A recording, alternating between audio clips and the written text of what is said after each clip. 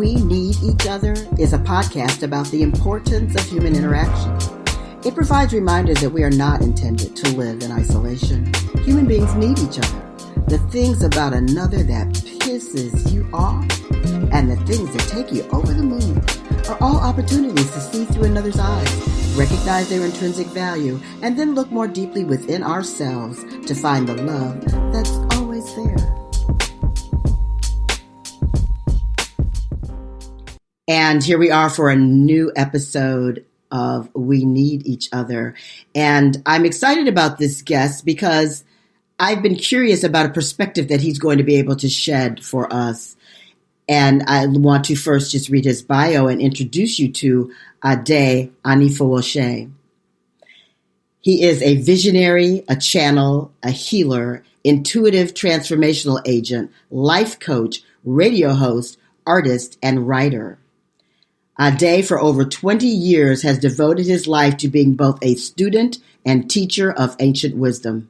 Ade is a lover of humanity who is passionate about creating outstanding new and unique gifts of healing for the world. Grounded in universal principles and healing arts, he uses his radio show, interactive play shop, storytelling, the arts, social media, and sacred drumming to support people in shifting their consciousness. Ade has a deep passion for helping people to connect with their unique sense of self and is dedicated to inspiring people to live from the confidence of their truest self. Welcome, Ade Anifowose. So glad to have you here. So I have been curious about other countries and their feelings and their thoughts about what is going on here in the United States, because we have definitely been in the news, that's for sure, worldwide. Just a little bit, like a 30-second segment. Right. And, and it's one of the reasons that you came to mind for me, because Ade lives in the UK. Do you live in London? Where do you live? Are you in London? Well, now I moved about a week ago. So I'm in a place called Dawlish, Dawlish. So it's more the southern part. But I used to live in the middle, like Midlands, which is Leicester. Okay. So I am curious. And then for other reasons, your perspective, because it's different from I'm assuming that it would be different from what I refer to as a native Black here in the United States of America. Ade is Nigerian born. Well, you were born in Nigeria? I was born in the UK. You were born in the UK, yes. Parents are Nigerian, yeah. And your parents are Nigerian, and then why don't you tell the story instead of me trying to make it up? We're making all of it up anyway. Yeah, right, exactly. So I like your version too. Okay, right. Well, here's a new way of telling that story. I say I'm a Nigerian man born in the UK, conceived in Germany, and feels more at home in America. Really? Okay. Yeah. Okay. Because you lived in America for how long? For the better part of 25 years. There were times we're going back and between America and UK. But so the last 25 years up until 2018 was mostly in Atlanta, Georgia. Interesting. And so you've been back in the UK for how long? Oh, just a little over 2 years. A little over 2 years. It's a good amount of time. So that's a little bit about your path, Right. But who are you? Who is Ade Anifowose? There you go. You got a second time around. I knew you can do it. Of course I can. There's so many ways to answer that. Of course, you can get sort of like, I am one with God, and people are like, yeah. But, what I would say is my full name is actually Ademola, which nobody calls me by that, but one person in the whole world. Ademola. Who's that one person? Was actually a friend of mine in Atlanta. And there was a time where I was going through this identity thing. I'm like, I'm claiming my whole name as an African. So I changed my name on Facebook and turned it into Ademola Anifowose, which is what my name is. My parents don't call me Ademola. Everybody calls me Ade. But somehow this friend of mine, her name is Mona. she grabbed it from them. Even though I've gone back to just Ade, she calls me Ademola. She said Ademola, which is a different variation, but it still works. So she's the only one that calls me that. And that's, because names are important, and it was important. It's important to me to be able to pronounce your name correctly. That's why Anifowose. There you go. Hey, yeah. Okay. Anyway, go ahead with your story. I'm interrupting. No, you're good. We're dancing together. So I'm the son of Alimi Anifowose, the son of Esther Oluwafumilola Anifowose. My mom has made a transition, and that's how I made my entrance onto this earth. Through my journey, I really have come to accept, believe, and honor the fact that I am a healer, I am a storyteller, I am an artist, and I truly am here for God. I have no doubt in my mind that the work that I'm doing is what I was designed to do. Because no matter where you place me, no matter what I'm trying to do, I will find myself being consistent to hearing the voice and speaking what I hear, even though it may be uncomfortable. Not just for the other people, but for me. I understand. Yes, absolutely. Yeah. So really, I am here to, I'm not unique. I really believe that each and every one of us, we are like a cell in the body. When we accept, honor that function that we are as a cell, the human body, known as humanity, can be healthy.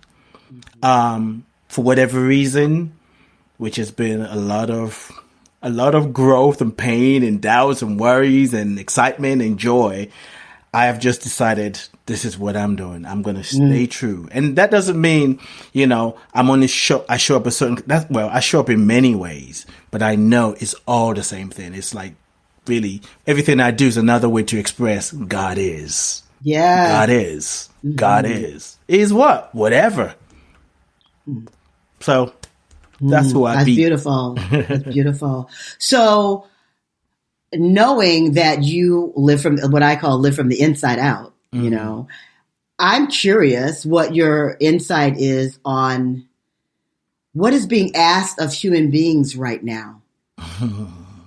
Because we are in a transformative time, and it is worldwide. Yes. And you do have a very strong connection with the United States, which is real interesting right now.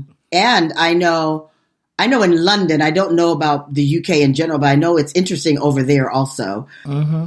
So your guidance says what? What are we being asked to do? Or to be? We've been asked to show up. We've been asked to be what we know is true. And when I'm saying true, I'm talking about spiritually truth. We have our personal truth and their spiritual truth. We have been asked to be the perfect representation of what we say we know the world need. We can join hands together. What the world needs now is love, sweet love. But it's not somewhere in the future. I gotta be it. I've got to be what I want to see. If I care so much about the earth, well, demonizing others is not what I want to see, right? So I can educate, but let me do whatever I need to do to care for the earth. Let me be the perfect example. If I believe that we are one, let my action demonstrate it, my words express it, rather than, well, I know we are one, but I just can't. I just don't. Oh, I just can't. I'm not interested. Because you cannot accept that we are connected and say you just can't something with that person. They're different. They're evil. And the oneness is not spiritual bypass. You can't say, well, I know we're one and that's all that matters. No, because we are one, it calls us up and higher to demonstrate that. So it's easy to hide behind spiritual principles because it's easy.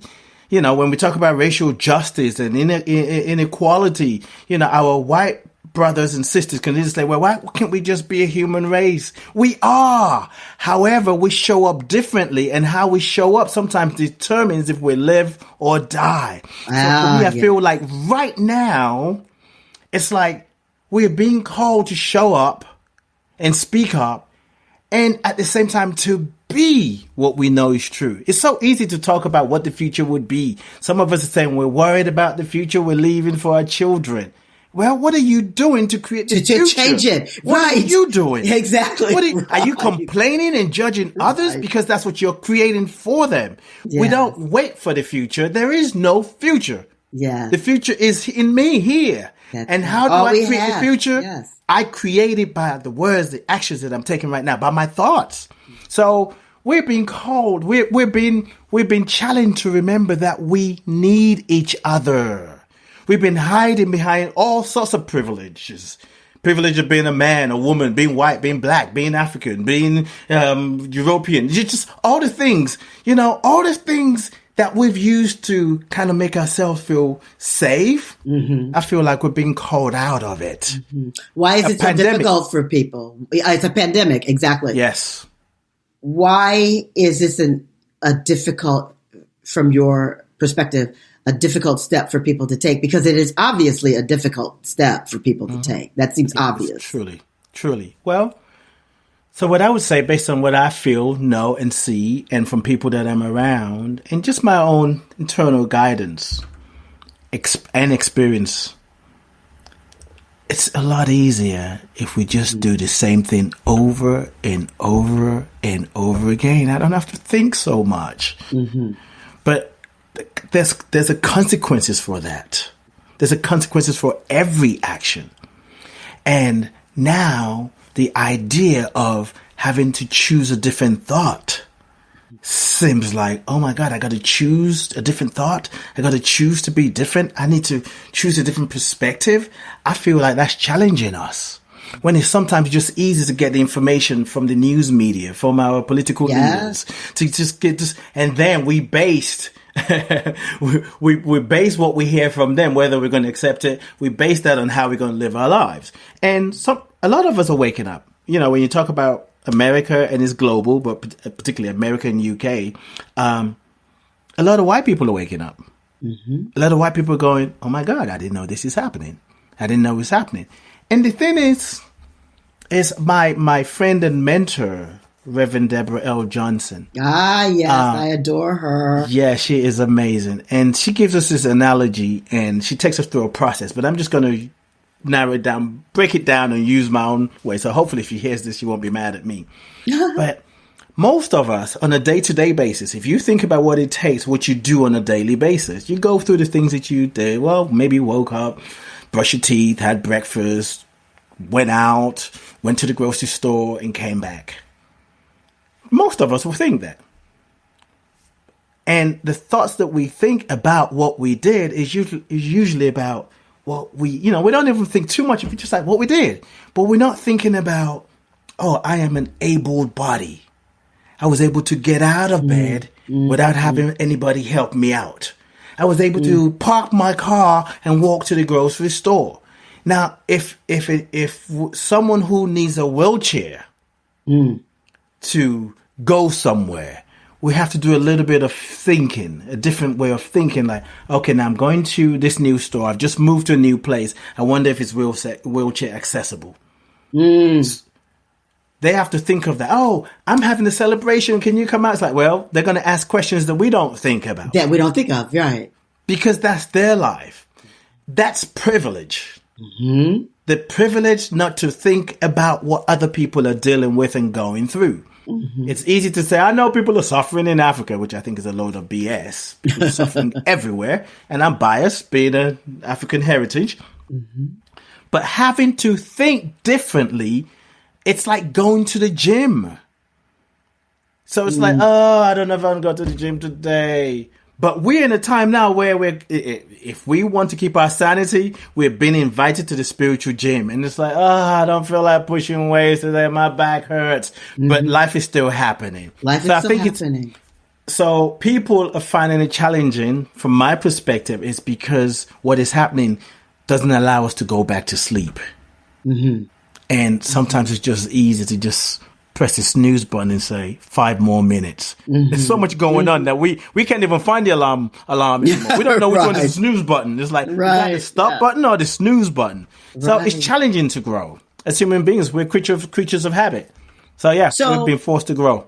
When I hear you describe what you just described, my mind first goes to that challenge for white people because of living in white privilege, where they really haven't had to really look at the fact that I need wheelchair accessibility. You know what I mean? They haven't had to look at truly what is happening in the lives of, and my talk is about Black people. I don't include anybody else because we always include everybody else. Right now, I only am talking about Black people because we are the extremes and we are the most hated.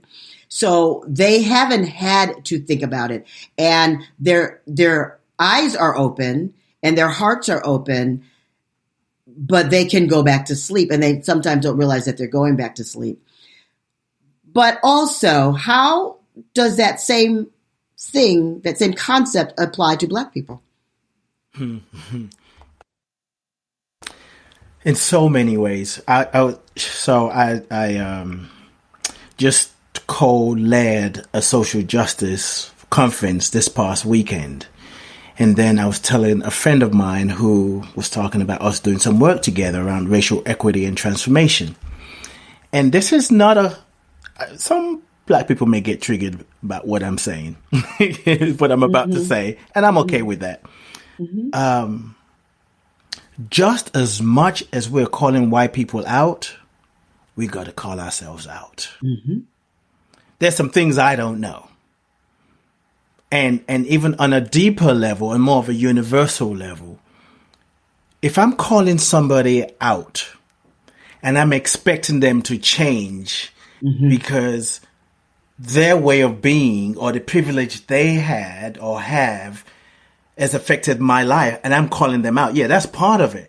But if I'm not willing to be different, if they do change, I won't recognize it. Won't even recognize it. Exactly. Yes. So I think some of us, sometimes when I hear Black people, we sometimes expecting white people to do the work we're not even willing to do. And it's not a popular conversation. And to be quite frank, just to be transparent here, it was difficult for me to really speak explicitly when I was in America. There's racism here in the UK and there's racism in America. But as I said earlier, I feel at home. There's something about, particularly Atlanta, Georgia, just feels like, I belong here.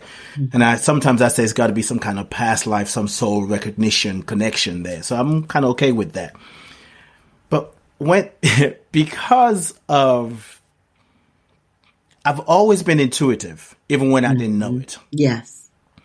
I've always felt like I'm tapped into deeper wisdom that if you tell me how do I know that, I'm like, I don't know. I just know. Right. I just know. Exactly. I understand. Yes. I just know. And you're not going to change my mind. That's right. Right. Exactly. I see what you're saying. I understand it. And, not but, and. Yes. So for me, because I didn't grow up in America, those kind of conversation where I know the conversation about racial inequity is a very charged one. It was kind of difficult for me to say to my friends, my Black brothers and sisters, like, yes, you also got to do some work. Because I've had close friends where I said something, I was trying to give a perspective. And I said something like, well, it's hard on them too. And she said, what hard on them? How is it hard on them? She just wasn't even open to hearing a different perspective. And I experienced that in different ways. But so there's also the privilege of being able to say, we've been suffering for a long time. That insurrection thing that's going on, we're opting out. Yeah, right. And we can also, the same thing, they say the things that make you laugh, make you cry. We can also say, that insurrection thing at the Capitol that you're crying about now, this is what we've been dealing with. And there's also the privilege of knowing what it means to suffer, to be oppressed, and having to get up on a daily basis. And those who had the privilege of not looking at things that we believe is staring them in the face, now their heart is broken. They don't know what to do. We have the privilege to be able to hold space. Like, you got to go through your process, but I can understand what you're going through because I've lived it. Every day I worry about my children going out in the world. And when I tell you that I pray for my boys going out in the world, my girls going out in the world, you say to me, why? Why are you praying for them? Why do you worry about that? Because you've never had to live what it's like to be in a black body. You've never had to worry about being stopped for no reason, but be told you're speeding. So yes, we have that advantage. It's a privilege. And also, if we choose to use that as an opportunity to be part of the healing. Like, you got to go through what you need to go through. I know you're feeling guilt. I know you're feeling shame. And I'm going to allow you to go through your process.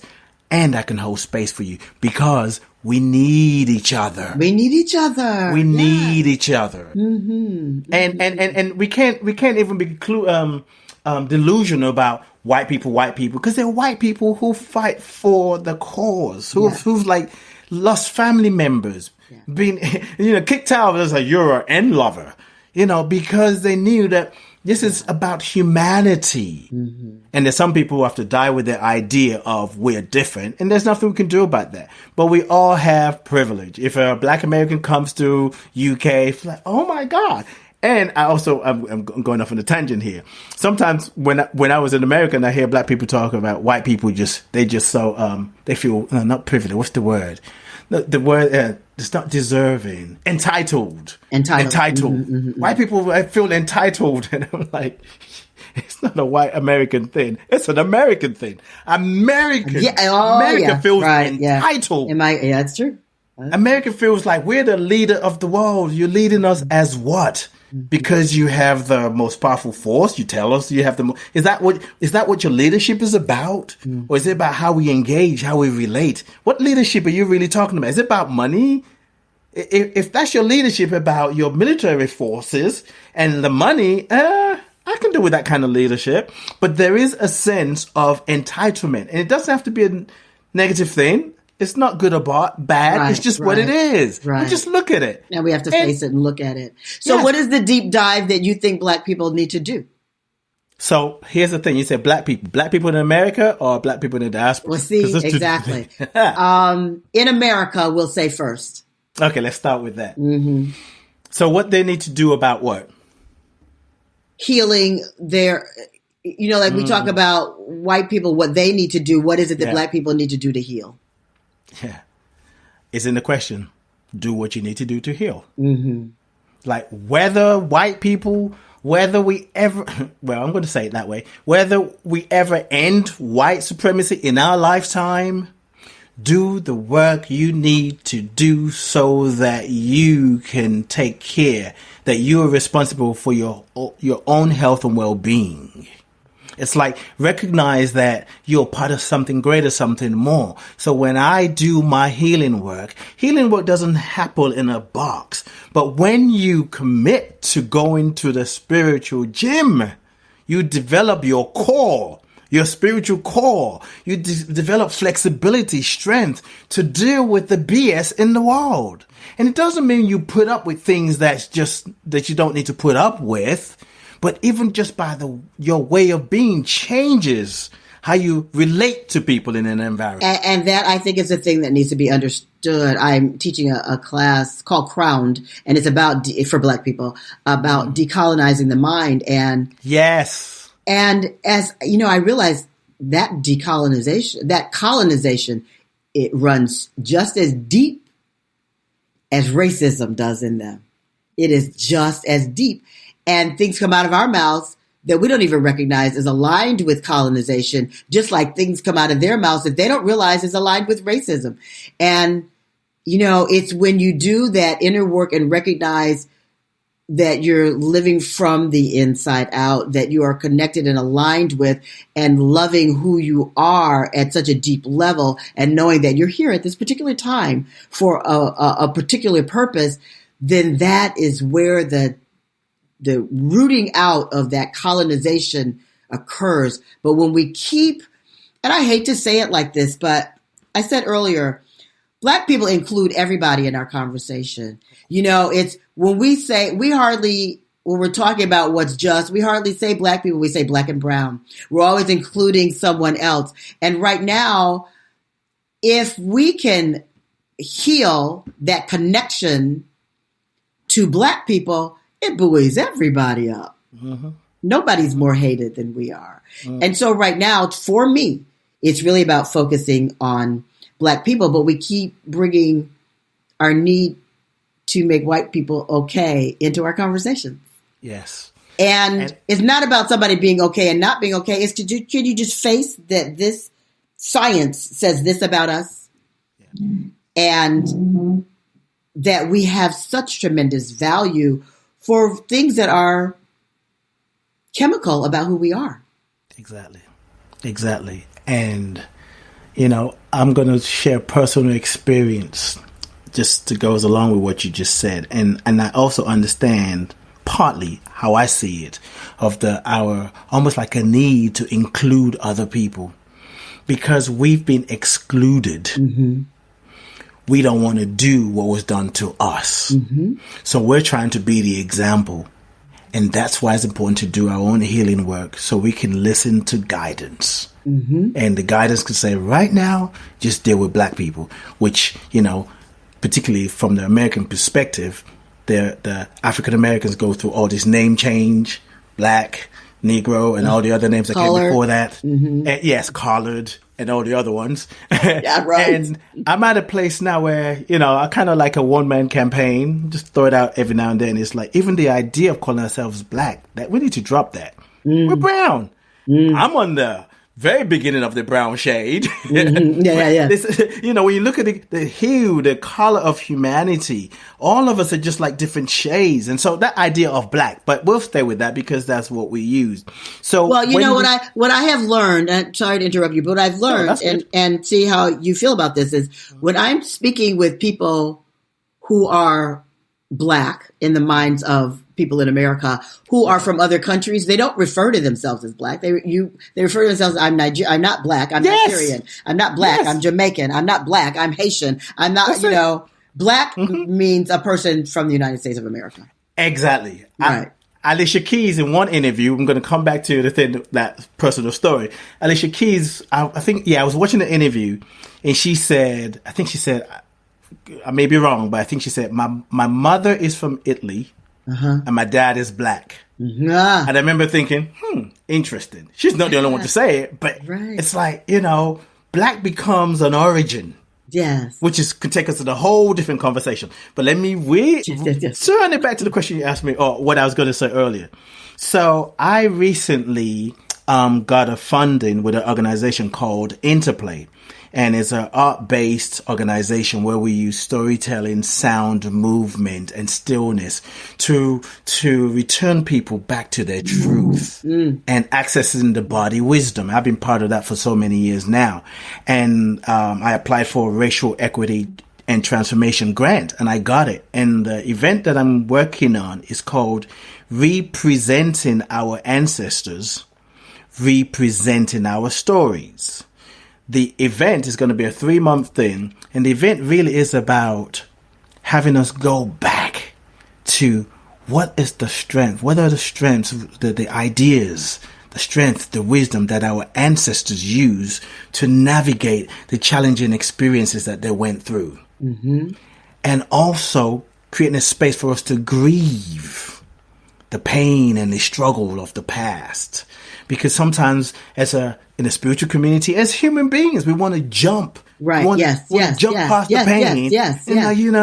I'm going through with people share their story and how bad it is. It's like, well, I know other people got it worse than me, so I shouldn't complain. Oh, they ain't got nothing. I want to say it another way. They ain't got crap to do with what you're dealing with. You're dealing with what you're dealing with, so honor it. Right. So it's about giving people space to have that, the space to grieve, and as well retelling a new story. You're here to represent and represent your ancestors who stayed alive long enough for you to be here today. Right. And now retell a story about who you are, not compared to white supremacy or how you think white people are seeing you. This is who I am. I am a son of, I am a daughter of, and this is what I'm here to do. Not trying to I am not this. Ain't nobody got time for that. Who am I? I'm not interested. Right. Yeah. So when I thought about this, I was thinking, okay, I knew it was mostly Black people But of course, we've moved into this BIPOC way of thinking now. Black, indigenous, people of color. So, and I had another kind of a friend who's, mentor. If I call her mentor, she'd probably like, no, I'm not a mentor, because she would like turn it right back at me. But she's a beautiful sister. She's Asian heritage, just soulful. And while I was telling her about this program, she sort of lovingly challenged me. She said, because I was saying, I don't know what it means to be Asian, to have an Asian heritage. And this thing that I'm putting together, I want to make sure that is all inclusive, because I didn't want to leave anybody out. Yes. And she said, when I think about this, I think this is for Black people. I think this is for people of African descent. And as she said it, I felt that confirmation in my soul that she was right. And I got scared. I was scared. I was like, oh my God, I don't want to be seen as somebody who's exclusive. And to be quite frank, this is the first time I'm actually saying this out in the world. I've spoken to a few people. I'm really just saying this out loud. And this probably helped me to embody it. Like, I didn't want to be seen, and even felt how it felt in my body to think this is just for Black people. Am I now becoming those that I judged? But if I go to a doctor and I need a surgeon who works on my on eyes or the heart, the brain, I'm not going to go to the dentist to work on my brain, or go to, brain surgeon to work on my toes. I've got to go to the part of the body that needs attention. So yes, we are all going through and growing through some kind of dis-ease, if you will. And the truth is, I'm able to step more and more that there's a sort of healing that is needed, that is being called for within Black people. Because just your skin, your presence becomes a political statement. Yeah. Becomes radical. So we are all individually responsible for our healing, and we're collectively responsible for our healing. So yes, it's time for us to kind of say, what do we need? And move away. Here's something else that I also say, and I have this advantage because having lived in Nigeria, lived in the UK, I live in UK now, and lived in America, it gives me a different perspective. That once there was a point where I was judging myself. Well, not if I was hard. Like, how can I speak as a Nigerian really when I've been gone for so long, over 20 years? How can I speak as a British person when British citizen, but haven't lived there in a long time? And then I'm in America thinking, how can I speak from the Black people experience when I wasn't born here? Don't I sound like a hypocrite? And it was a struggle until just having conversations with people that I love and I trust, and they help me come back to myself. And that's when the idea of I'm a Nigerian man, born in UK, conceived in Germany, and feel more at home in Atlanta, Georgia, kind of just opened my mind. So this idea of when we say Black people don't do this, Black people don't stick together, Black people can't do this, Black people, it's an umbrella that we need to set on fire. Because when we say Black people, we automatically put people from Ghana, from Nigeria, from South Africa, from America, from, different parts of the world. We put all of this everybody together under one umbrella. Yes. They don't even eat the same kind of food. They don't even speak the same language. They have different cultures. There's some similarities. How can you put all of this together if you think of it as a marriage? As a Nigerian, and I marry another Black person from, let's say, maybe they were born in France. There are going to be some things that are different, not just the language. There's some things that we did when I was in Nigeria as a child that people don't do in America. So it's like, we got to understand this. It's more nuanced than Black people don't stick together. That is a white supremacist thought. Yes, that is us internalizing the oppression and the oppressor. And we got to start decolonizing our minds. Yeah, that's right. Yeah. Like, stop doing that. Just because someone looks like you doesn't mean they have to think like you. Right. My brother and my sisters, we don't even think alike. Now, exactly. Some Black person I don't know to think like me. Right, exactly. But will you tell us, what is the environment in the UK that you've experienced? What is your racial climate, or what's your environment? So I always say this when I'm asked this kind of question is the difference between black people in UK and the US is most of us here have a connection to home. Whether it's Jamaica, whether it's St. Lucia, whether it's Nigeria, whether it's South Africa, Zimbabwe, Kenya. We may not have lived there, but our parents speak the language. Yes. Grandmother lives in the house, or we go visit grandmother who's from there. We eat the food. Yeah. We know the culture. We can smell the fabric. We can smell just everything about our culture, even though we may not have lived there. In America, it's different. It's everything almost begins in America until it didn't, right? Like if you go back, somebody's grandparent, great grandparent, it's all North Carolina. From New York, from Georgia. Here, by the time you get to, the second, maybe third, fourth generation, you end up in another country, another continent. So we have that advantage. And I used to remember a friend of mine used to say to me, that was before I moved to America. No, actually, I'd lived there and I came back in 97, came back to UK, and then eventually moved back in 98. But we were talking and something was going on. She said, Ade, the Americans, they're different from us. Black Americans, they're different from us. So there's often this idea that Black Americans are different from Black people here. So, yeah, true. But not often in a way where we can't relate to one another. Now, so here, there's racism and people speak up against it. People campaign and protest.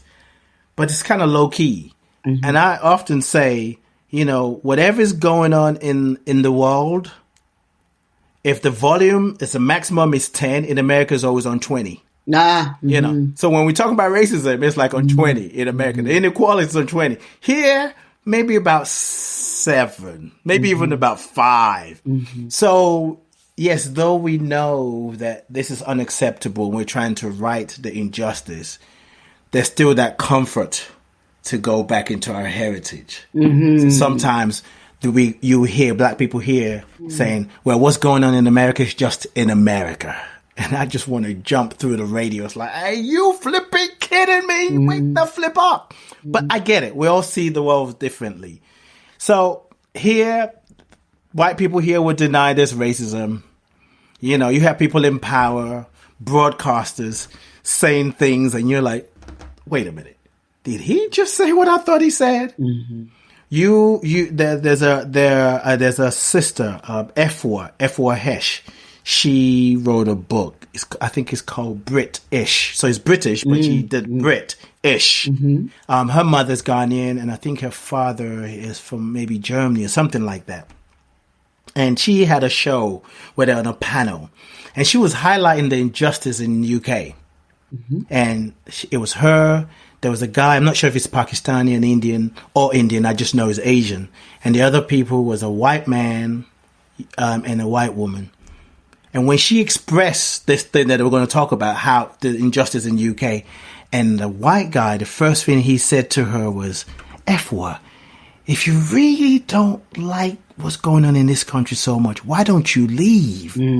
She was born here. They say that to us. She's a British citizen. They tell us to go home. Oh, yes. And even that, the idea that you think that's something you can think about and speak it tells me you don't think we belong here. And they're white people that feel that way. And they feel that way. Sometimes they don't even know it's in their DNA because your ancestors believe Africans are monkeys and you helping them and all this other crap that people come up with.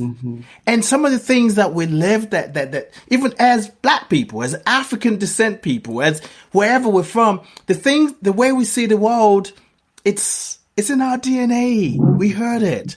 Yeah. Sometimes I have family members saying things about America or Black Americans that I just want to slap them, but they're too old for me to slap them. I was not there. As a Nigerian, you don't think, I just take a deep breath and correct, like you don't know the whole story. Because seeds have been planted into the minds of people who live on the continent of Africa about who we are, Black people who live in America, that is not embracing of us at all. Yes, and it's through movies, through music, the things that Hollywood has done. I mean, I don't even want to call it injustice. Oh yeah, right. That's a whole long. Let's go with that. There. Yeah. So it goes out into the world and paints an image, and I got, I don't like any kind of injustice. Whatever it is, I've always been the one for the underdog. At one point, I didn't even understand. Now, I don't know if we have a time to really go into what I call the government experience. We can always do a second episode. That's right. My government retreat, I call it. And when I was detained by Border Patrol in America, New Mexico, and I was detained in a detention center for 40 days and 40 nights. Literally 40 days I was in the detention center, and on the 40th night I was put on a plane back to UK, which is what brought me back. That's a whole different conversation. We'll just have that another time. Yes, I'd love it. But while I was in the detention center, one of the guys in the same big warehouse type building that I was in, he's from Ghana.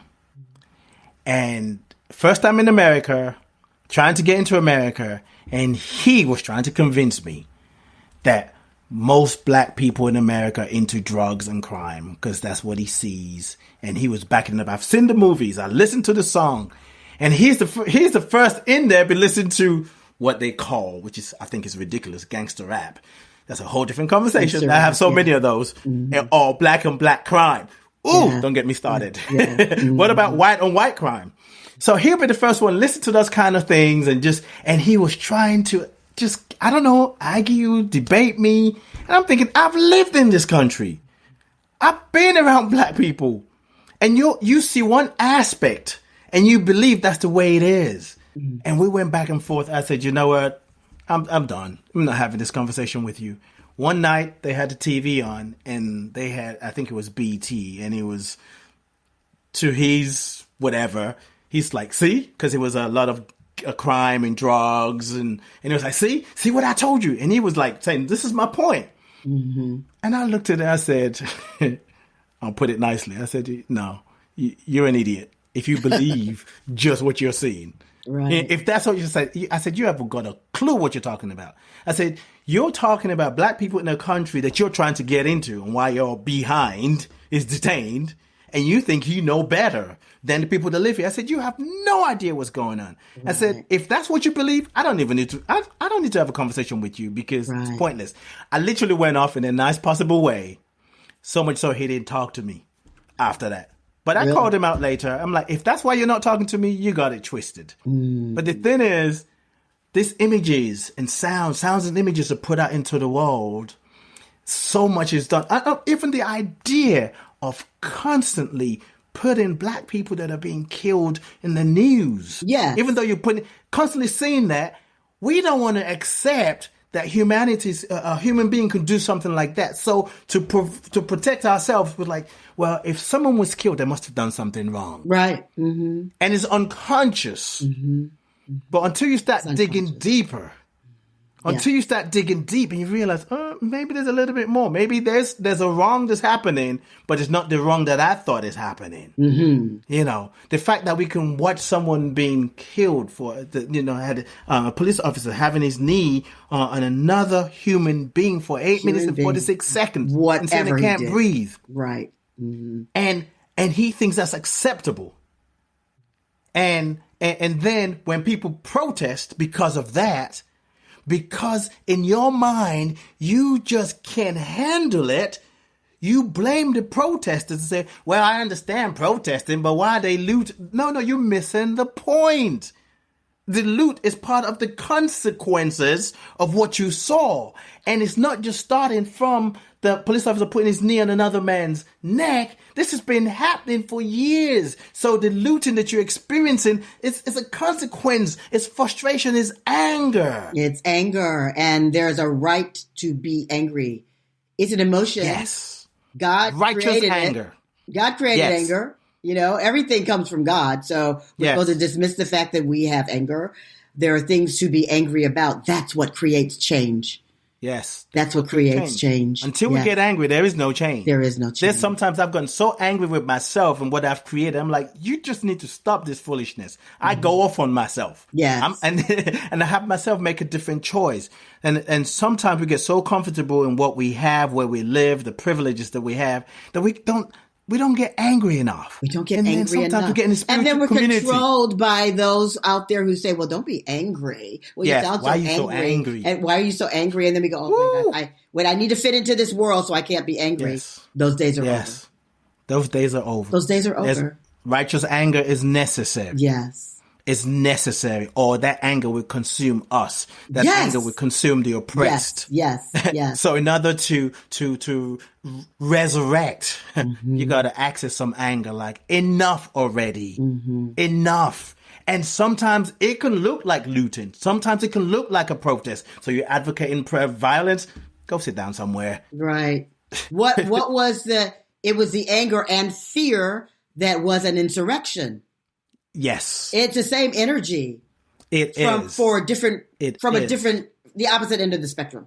That's right. That's right. And I so get it. And even that, to some extent, we can kind of honor that. We may not be able to understand it, but there's some people who feel like the government is not listening to them. Right, exactly. I don't have to agree with their mindset, but they're doing what they're doing because they feel like they weren't listened to. And then we can say, well, what, are you supporting Trump? No.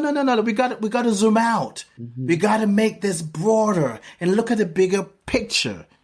And that see big what is picture, really going on. is there's a whole lot of fear in the atmosphere. There's a whole lot of fear. And as you have said, when we go inside and align and listen and follow that guidance, it disperses all of that fear. It doesn't mean that we don't have it, but that's how we learn to step into it and watch it dissipate. Yes. It's been so wonderful talking to you. I really do think we need to do a part 2. Yeah, I'm game. Thank you. I mean, you got me fired up now.